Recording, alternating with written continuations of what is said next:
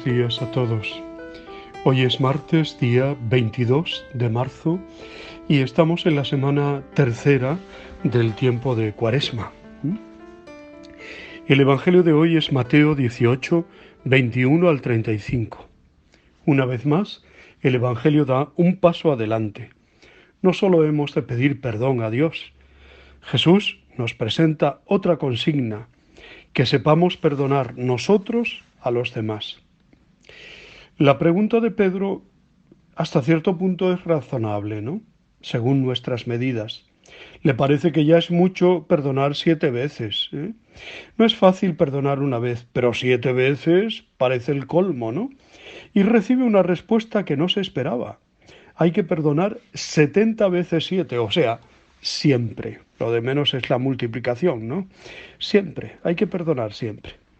La parábola de Jesús, como todas las suyas, expresa muy claramente el mensaje que quiere transmitir. Una persona a la que le ha sido perdonada una cantidad enorme y luego a su vez no es capaz de perdonar una mucho más pequeña, ¿no?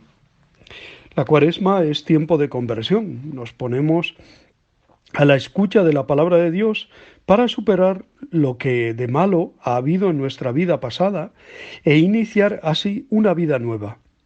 Para ello es necesario el perdón de Dios, que Dios, en su misericordia infinita, borre nuestro pasado de pecado. Pero recibir el perdón de Dios nos debe hacer a nosotros también misericordiosos con los demás.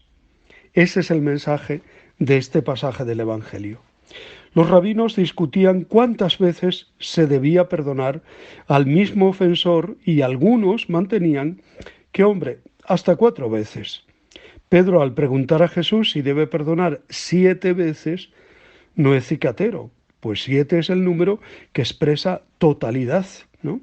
La respuesta de Jesús da a entender que se ha de perdonar siempre. Quien no está dispuesto a perdonar no puede considerarse verdaderamente seguidor de Jesús, ¿no? Perdónanos como nosotros perdonamos a los que nos han ofendido, decimos, ¿no? Y el Evangelio de hoy concluye diciendo: lo mismo hará con vosotros mi Padre del cielo si cada cual no perdona de corazón a su hermano. Solo quien es capaz de reconocer su naturaleza falible es capaz de reconocer esta misma naturaleza en el hermano al que tiene que perdonar, ¿no? Yo soy pecador igual que el otro es pecador, o el otro es pecador igual que lo soy yo.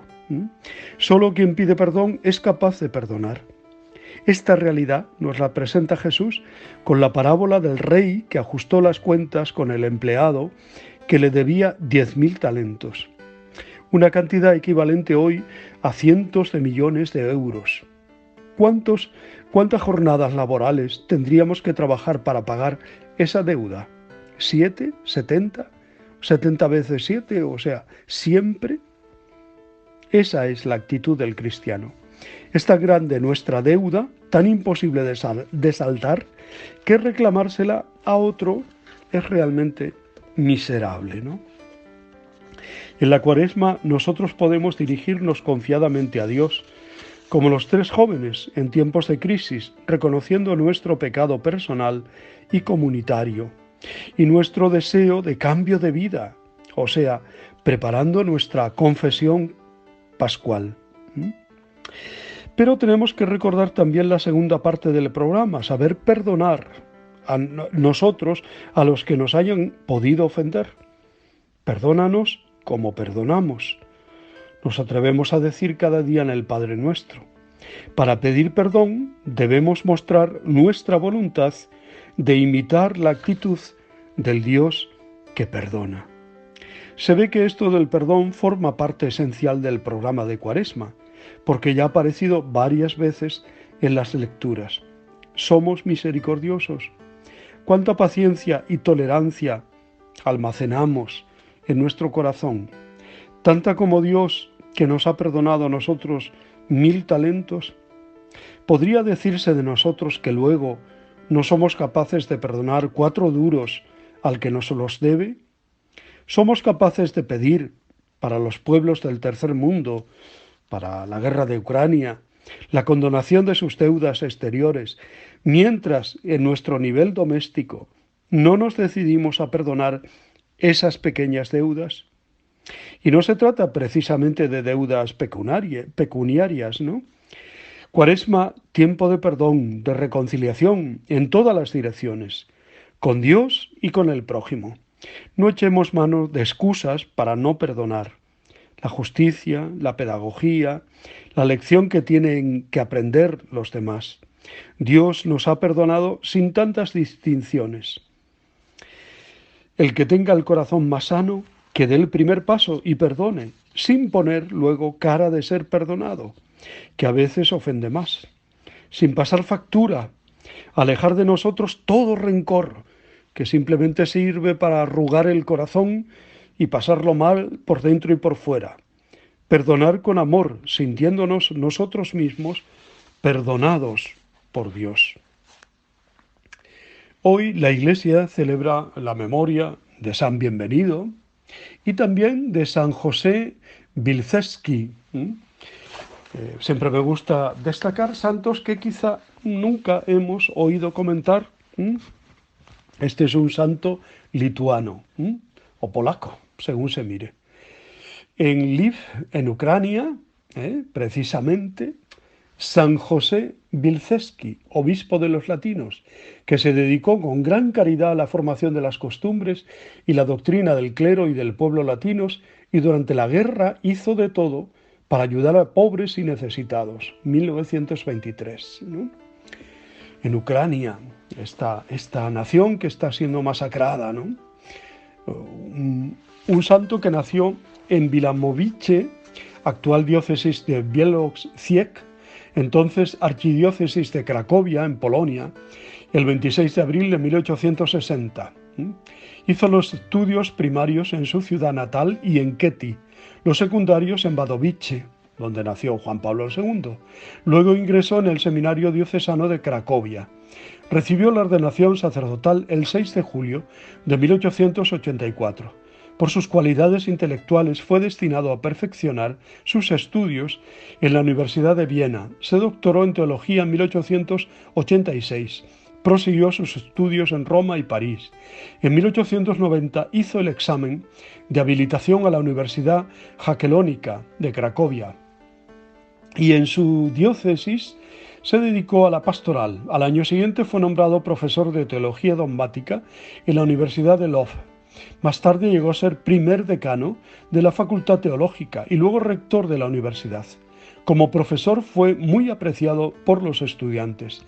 Al mismo tiempo gozaba de la estima y amistad de sus compañeros profesores. Se dedicó con esmero al trabajo científico.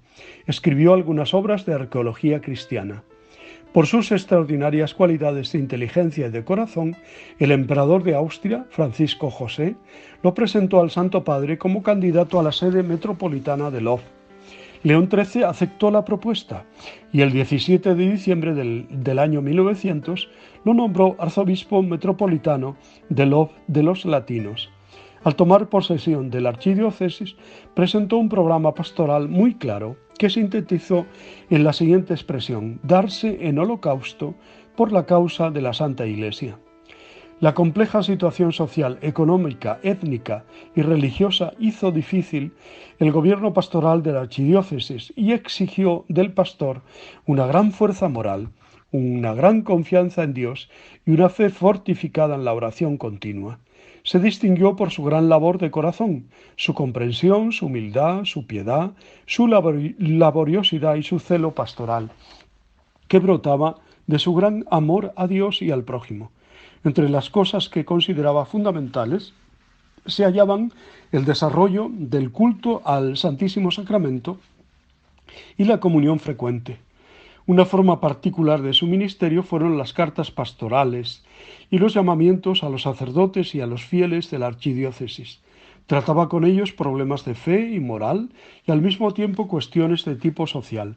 Les hablaba del culto a la Eucaristía, al Sagrado Corazón de Jesús, de la práctica de la confesión y de la importancia de la educación religiosa y moral de los niños y los jóvenes, en la familia y en la escuela. Les enseñaba a amar a la Iglesia y al Papa. Se preocupaba especialmente de cultivar numerosas y santas vocaciones sacerdotales. Dedicó grandes cuidados a la preparación de los niños para que participaran de forma plena en la Santa Misa. Murió en Lvov el 20 de marzo de 1923. Fue sepultado en el cementerio de Janov, llamado el cementerio de los pobres, porque manifestó el deseo de que sus restos descansaran entre aquellos para los que había sido padre y protector. Fue beatificado por Juan Pablo II en Lvov el 26 de junio de 2001 y fue canonizado el 23 de octubre del 2005 en la plaza de San Pedro en Roma. Pues damos gracias a Dios por la vida y la obra de San José Wilczewski, arzobispo, y le pedimos especialmente a él que interceda por Ucrania y que conceda o alcance de Dios ese regalo del don de la paz para Ucrania. Os deseo muy buen día, os abrazo y os bendigo en el nombre del Padre, del Hijo y del Espíritu Santo. Os quiero.